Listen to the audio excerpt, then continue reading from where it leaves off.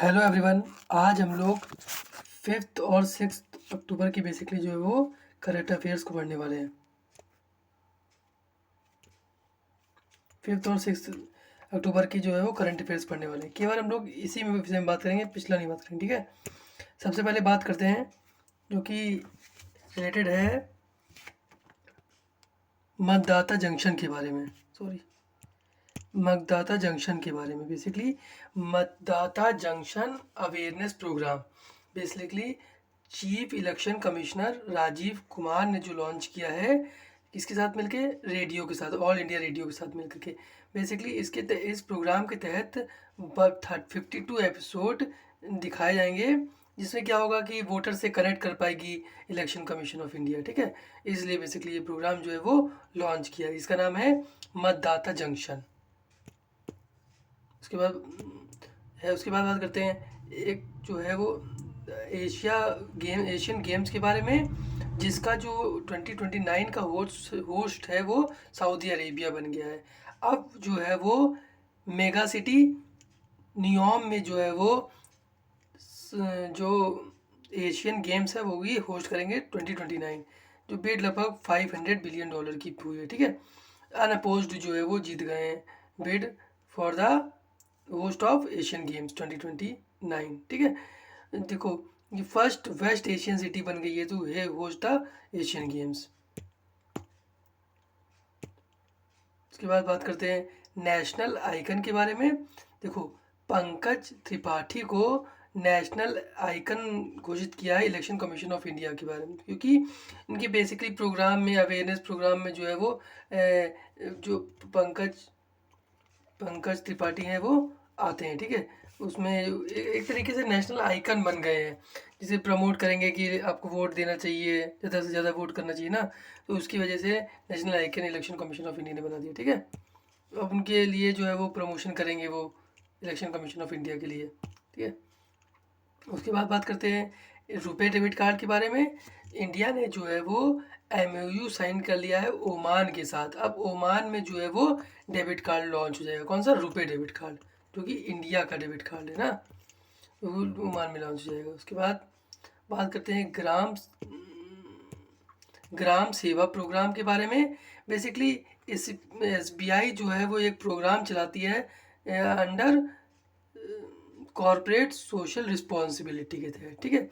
इसमें क्या होता है, जो इनकम होती है ना SBI की, उसका कुछ परसेंटेज वो कॉर्पोरेट सोशल रिस्पॉन्सिबिलिटी में लगाती है। कॉर्पोरेट सोशल रिस्पॉन्सिबिलिटी मतलब जैसे किसी सोशल काम में, जैसे कि किसी प्रोग्राम विलेज को डेवलप करना है, घर बनाना है, उसमें पैसा लगाती है। ऐसा जैसे उसका दायित्व बनता है ना कि उस प्रॉफिट कमा रही तो उनको कुछ तो देगी ना, उसके तहत में, ठीक है। इस बार उन्होंने 30 रिमोट विलेज को इसमें अंदर लिया है, ठीक है, जिसमें लगभग 6 स्टेट्स आते हैं, ठीक है। 6 स्टेट है, देखो यहाँ पे 6 स्टेट है, ठीक है। 30 और अब तक जो है वो 100 विलेज को ले चुकी है अक्रॉस 16 स्टेट। तो ग्राम सेवा प्रोग्राम जो है वो SBI का है, ठीक। आगे देखते हैं। फिर आता है goal keeper of the year. Basically FIH देती है, हॉकी इंडिया फेडरेशन, ठीक है। इस बार जो है वो अवार्ड दिया गया है मेंस में, जो है PR श्रीदेश, इनको बारे में तो सबको पता ही है कि गोलकीपर है इंडिया के, इनको दिया है। और साथ में सविता पूनिया को दिया गया है वुमेन में, ठीक है। ये सविता पूनिया कौन है, ये है कैप्टन है हॉकी टीम की, नेशनल हॉकी टीम की कैप्टन है सविता पूनिया। अब इंटरनेशनल हॉकी फेडरेशन का हेडक्वार्टर के बारे में बात कर लें तो लुसाने स्विट्जरलैंड में है। उसके बाद बात करते हैं Nansen refugee award. Nansen refugee award basically दिया किस लिए जाता है। देखो, अगर कोई भी इंडिविजुअल या फिर ऑर्गेनाइजेशन या फिर ग्रुप रिफ्यूजीज़ की जो प्रोटेक्शन करती है या फिर उनके जो राइट्स है उनके लिए काम करती है, तो उसको बेसिकली अवार्ड दिया जाता है। ये 1954 में जो है वो बनाया गया था।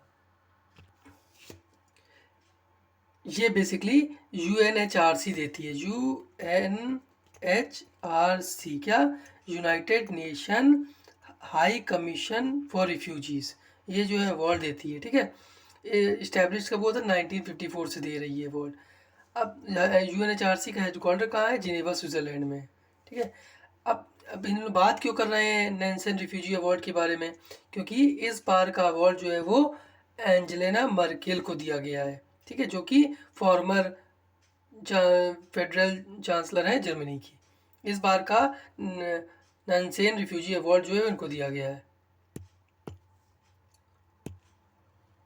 अब यूनेस्को ने बेसिकली क्या है 50 एक्सक्लूसिव इंडियन हैंडीक्राफ्ट को जो है वो आइकॉनिक हेरिटेज घोषित कर दिया गया है, ठीक है। इसमें क्या है टोडा एम्ब्रॉयडरी है, सुंगधी है फ्रॉम तमिलनाडु, ठीक है। फिर सिमरू वीवर है from Hyderabad and Banda tie and dyes weaving है फ्रॉम सबलपुर इन उड़ीसा में ये, ठीक है। इनको बेसिकली 50 जो है उनको इंक्लूड कर लिया गया है, ठीक है, हेरिटेज की लिस्ट में। उसके बाद बात कर लेते हैं ब्रेस्ट कैंसर अवेयरनेस मंथ के बारे में, जो कि 1 अक्टूबर से 31 अक्टूबर को मनाया जाता है। और बेसिकली पिंक रिवर जो है वो सिंबल है ब्रेस्ट अवेयरनेस का, ठीक है, पिंक रिवर याद रखना।